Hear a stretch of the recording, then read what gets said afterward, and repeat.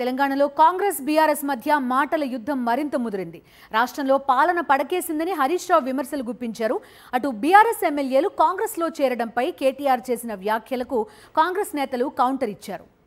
తెలంగాణలో సీఎం రేవంత్ సర్కారు పాలన, బీఆర్ఎస్ ఎమ్మెల్యేలు కాంగ్రెస్లో చేరడం లాంటి అంశాలపై రాజకీయ దుమారం మరింత తీవ్రమైంది. రాష్ట్రంలో గ్రామ పంచాయతీల పరిస్థితి ఘోరంగా ఉందని హరీష్ రావు విమర్శించారు.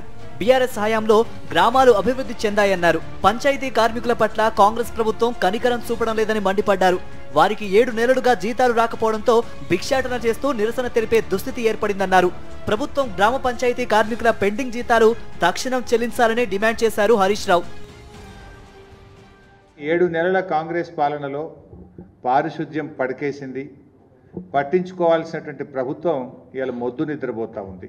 7 నెలల్లో గ్రామ పంచాయతీలకు కాంగ్రెస్ ప్రభుత్వం వచ్చిన తర్వాత 7 పైసలు కూడా విడుదల చేయలేదు. నాట్ ఈవెన్ ఏ సింగిల్ పై. కానీ ఇవాళ కాంగ్రెస్ పాలనలో గ్రామ పంచాయతీలు కూనరిల్లుతూ ఉన్నాయి. అస్తవ్యస్తమైనటువంటి పాలనతో పల్లెలు కన్నీరు పెట్టే పరిస్థితి ఏర్పడ్డది. అటు బీఆర్ఎస్ వర్కింగ్ ప్రెసిడెంట్ కేటీఆర్ తనపై చేసిన వ్యాఖ్యలకు కౌంటర్ ఇచ్చారు జగిత్యాల ఎమ్మెల్యే సంజయ్. తాను నియోజకవర్గ అభివృద్ధి కోసమే కాంగ్రెస్ లో చేరానని స్పష్టం చేశారు. గతంలో ఇతర పార్టీలలో గెలిచిన ఎమ్మెల్యేలను బీఆర్ఎస్ లో ఎలా చేర్చుకున్నారని ప్రశ్నించారు సంజయ్. అయితే నిన్న విమర్శించిన వాళ్ళు ఒకసారి ఆత్మవిమర్శ చేసుకోవాలి.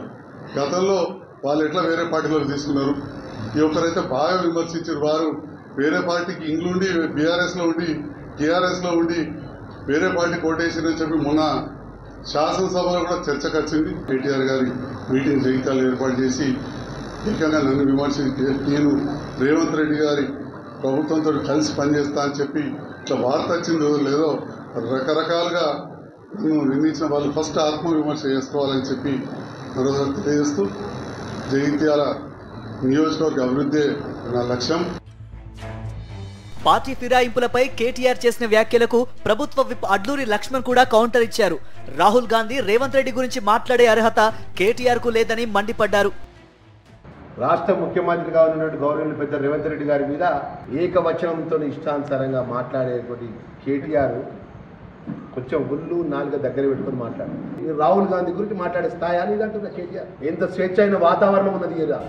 కాంగ్రెస్ లో బీఆర్ఎస్ ఎమ్మెల్యేల చేరికతో తెలంగాణలో పొలిటికల్ హీట్ మరింత పెరిగింది. అధికార ప్రతిపక్ష పార్టీల మధ్య డైలాగ్ వార్ నడుస్తోంది.